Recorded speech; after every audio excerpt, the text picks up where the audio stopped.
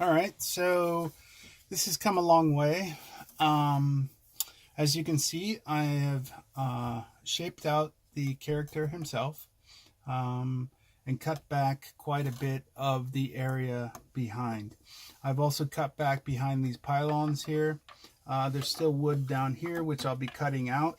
But for the most part, these are pretty much in the place that they need to be. This one's in front, this one's a little bit behind, and this one's behind.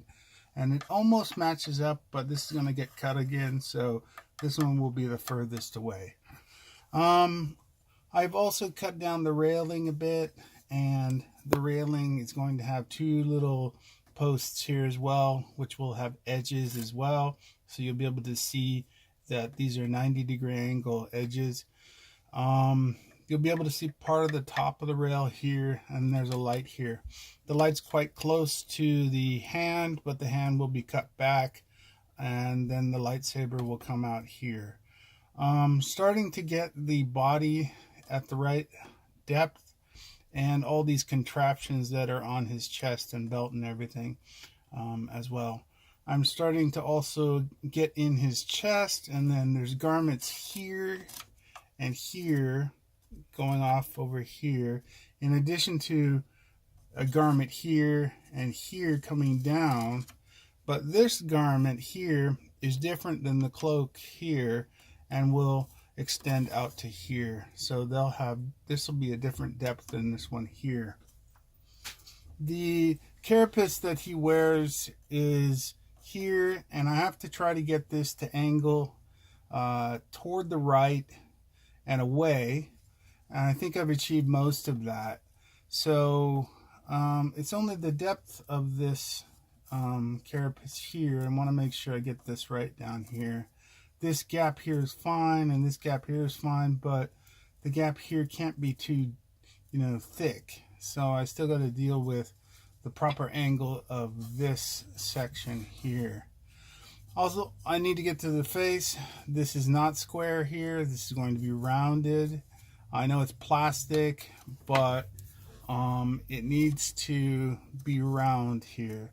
Also, this section here is a part of a cuff of the helmet, so it needs to stick out and be further forward than this carapace. So I still need to work that detail out.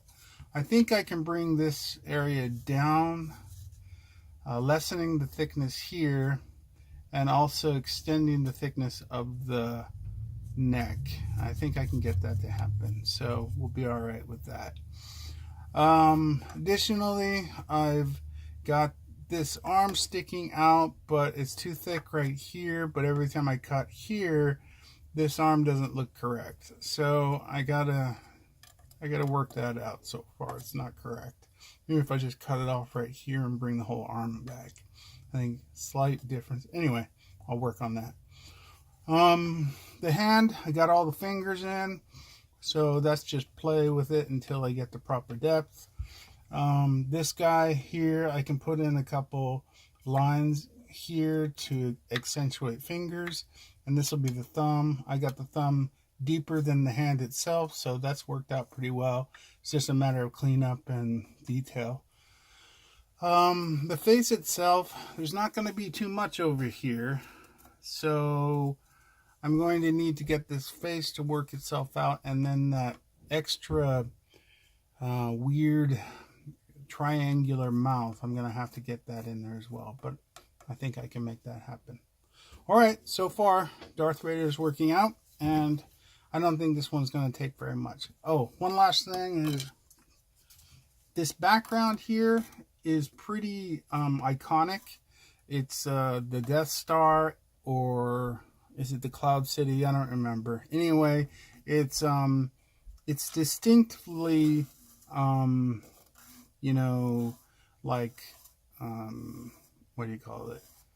Circuit board like. It's got very clear definitions of squares and rectangulars and other geometric shapes in the background with lights and so on and so forth. So it does have a kind of concave, rounded look to it. So that's why it's higher here on the edges and lower in the middle.